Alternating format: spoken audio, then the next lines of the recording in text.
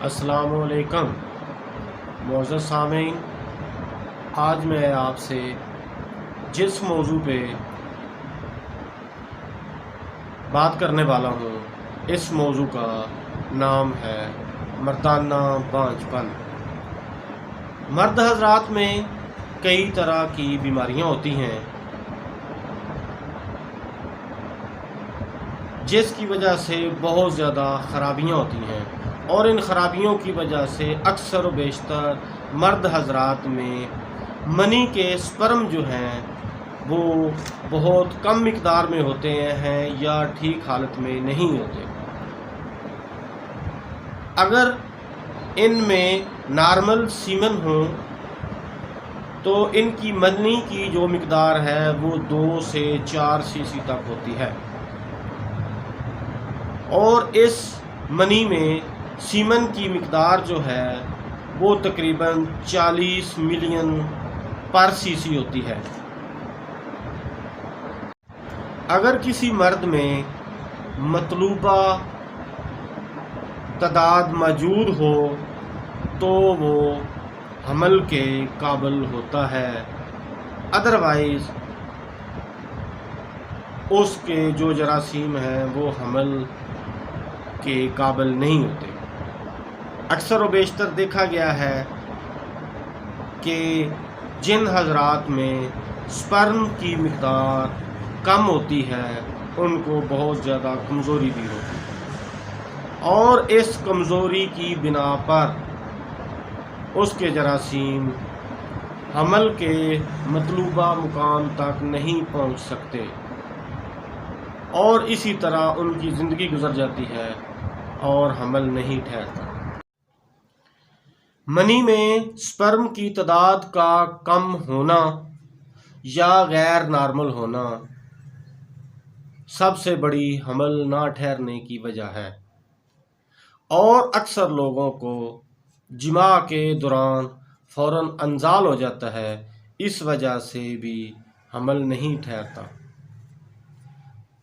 کچھ لوگ ایسے بھی ہوتے ہیں جن کو جماع کے دوران انزال ہوتا ہی نہیں، وہ بھی حمل نہ ٹھہرنے کی سب سے بڑی وجہ ہے۔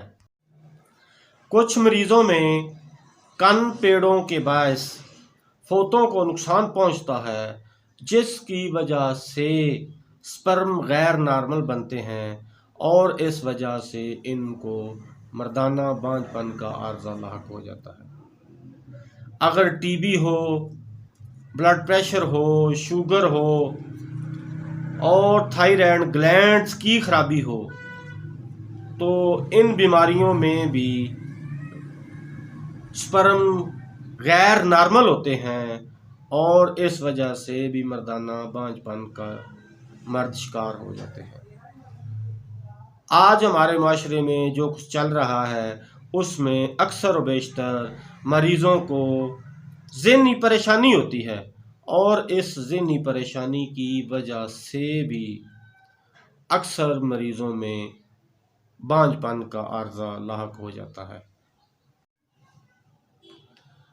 اب اس کے ٹیسٹ کی باری آتی ہے۔ اس طرح کے مریضوں کو اکثر بیشتر سپرم ٹیسٹ کے لیے بھیجا جاتا ہے تاکہ ان کی منی کا ٹیسٹ ہو، اس میں سے پتہ چل سکے کہ موجودہ سپرم کی کیفیت کیا ہے، اور اس کی بنا پر ان لوگوں کا علاج ہوتا ہے۔ اکثر و بیشتر کیس ایسے دیکھنے میں آئے ہیں کہ جن لوگوں کو شدید جنسی خواہش ہوتی ہے لیکن جماع کے دوران وہ کچھ نہیں کر پاتے، ایسے لوگوں کو جو بانجھ پن ہوتا ہے وہ فاسفورس 1,00,000 کی 2-4 ڈوزیں دینے سے ہی ان کا بانجھ پن ختم ہو جاتا ہے۔ اس کے بعد باری آتی ہے علاج کی۔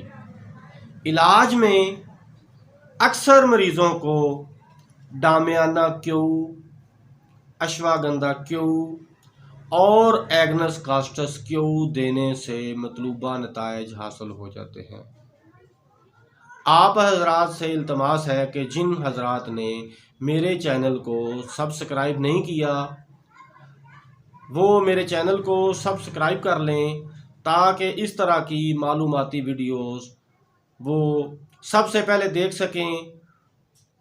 میں تقریباً ہر روز ایک آدھ ویڈیو اس طرح کی جو معلوماتی ہوتی ہے وہ اپلوڈ کرتا رہتا ہوں، لہٰذا آپ لوگوں سے التماس ہے کہ آپ میرے چینل کو سبسکرائب کریں اور یہ معلوماتی ویڈیو اپنے دوستوں میں بھی شیئر کریں تاکہ زیادہ سے زیادہ دوست احباب اس ویڈیو سے مستفیض ہو سکیں۔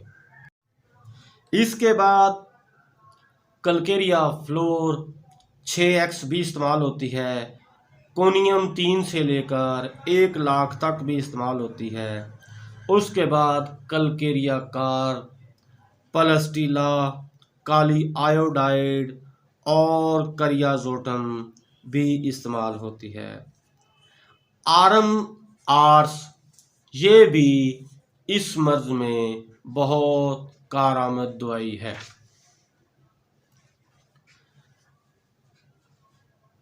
اس کے بعد اکثر و بیشتر ایسے ہوتا ہے کہ کچھ مریض جو ہیں ان کو جنسی اعضاء میں خارش بھی ہوتی ہے، جس کی وجہ سے ان کی نسیں تباہ ہو جاتی ہیں۔ ان کے لیے بھی بہت سی ادویات ہیں، مثلاً ان میں تھوجا استعمال ہوتی ہے، کارسینوسیمم استعمال ہوتی ہے، ہائیڈراسٹس استعمال ہوتی ہے اور روٹا استعمال ہوتی ہے۔ کیڈمیم سلف اور کیڈمیم آیوڈائڈ یہ دونوں ادویات بھی اپنی اپنی علامات کے تحت استعمال ہوتی ہیں۔ اس کے بعد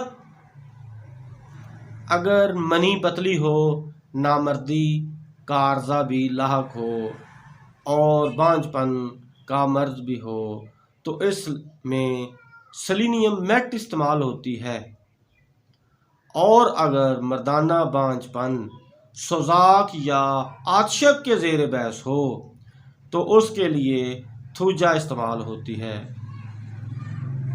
کوبالٹم بھی استعمال ہوتی ہے، یہ ایسے کیسوں میں استعمال ہوتی ہے جن کیسوں میں مرد حضرات کے سپرم جو ہیں وہ بہت زیادہ کم ہوں، اور جن حضرات کے سپرم کم ہوتے ہیں ان کے لیے بکرے کے کپورے بہت اچھی غذا ہے۔